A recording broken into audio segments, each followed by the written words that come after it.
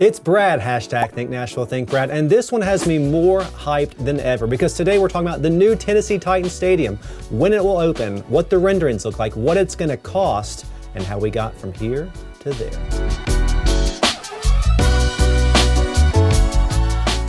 So the Tennessee Titans came to town back in 1997. They played their first season in the Liberty Bowl in Memphis as they moved from Houston, initially being the Oilers, before turning into the Titans. But the first season in Memphis was such a disaster, with awful attendance, the team commuting back and forth, that the Adams family made a deal with Vanderbilt to play season number 2 at their stadium while they waited for the new stadium to finish.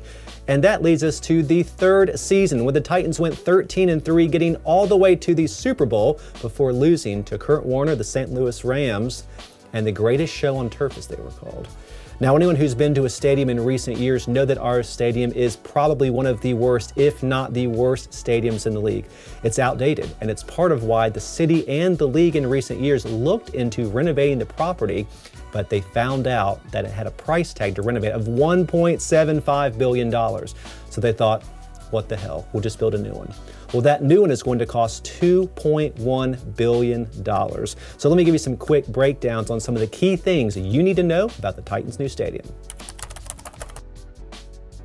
The new stadium will host all of the Tennessee Titans games, as well as other sporting, entertainment, and civic events. The stadium will also be enclosed, encompassing 1.7 million square feet of space, with a capacity of 60,000 seats. The lease will run for at least another 30 years, cementing the Titans' place in Nashville for years to come. The new lease will also return valuable acres of riverfront land to the city to sell off to developers to do some amazing new projects. Local businesses, goods, and labor will be prioritized during construction. Lastly, stadium design will maximize sustainability to minimize waste.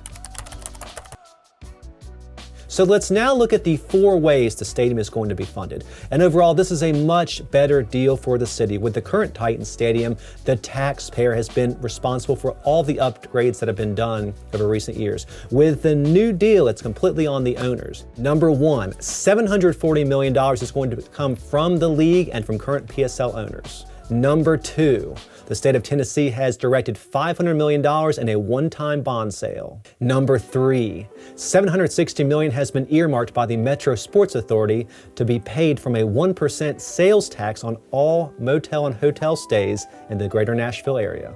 And number 4, the area around the East Bank will have a special sales tax district where anything you buy or sell there, you will be paying for part of the stadium. And this will be a joint project from 2 architectural titans, no pun intended. The first one is Manica. They are the lead architect. They're Kansas City based, and they've done a bunch of arenas all around the country and the world, most recently working on the Las Vegas Raiders arena. Locally based Hastings is who they'll be partnering with, and honestly, they probably chose the best partner they could locally because Hastings does so much in town. They'll be a great team. At this point, no general contractor has been named. What I love most about the stadium is the usability. When you look at the history of NFL stadiums, historically they get used on Sunday and not much else the rest of the year. But with the modern new NFL stadiums, you not only have the games, hopefully we'll host Final Fours, women's Final Fours, men's Final Fours, the SEC basketball tournament, both men's and women's, WWE, other concerts, big things to where it's getting used year round. Also, this will be a space for the community to use, with over 12,000 square feet of space set aside for Metro Nashville students or nonprofits. They'll basically get to use it for free because the rest of us will be paying for it when we're using the arena. Job well done, in my mind. And yeah, we'll just have 60,000 seats, but you know what? They can always add more for the big events. And quite frankly, the NFL experience and pro sports experience in recent years has moved away from the massive cram as many people in here as we can to events type mode, think Neyland Stadium with the Vols, to more of a fan experience. I loved a video recently put out by Amy Adams Strunk, one of the Titans' lead owners, along with Manica and Hastings, where they talked about how the fan experience will have up to 15 to 20 different options you can take the game in. versus the 4 currently, lower level boxes, clubs, and suites. There will be a price range, a price point for everybody to come and enjoy the Titans games. Which leads me to the real estate portion of the video. The 300 acres, which make up the East Bank, 130 of that being the Titans.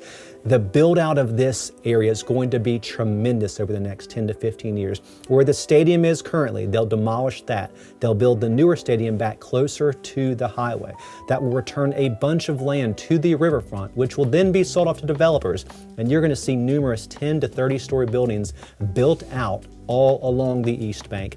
It's going to be one of the biggest, if not biggest, real estate development projects in the country. I can't wait to see it happen. And until then, until 2026, we will be here, still making videos, still bringing you updates on this project, on Oracle, on Nashville Yards, and so many others. And you know who to call when you need real estate. You call me, because you think Nashville, you think Brad. My contact info is below, and we can't wait to hear from you. I hope 2022 is a fantastic year from you, and let's make 2023 even better.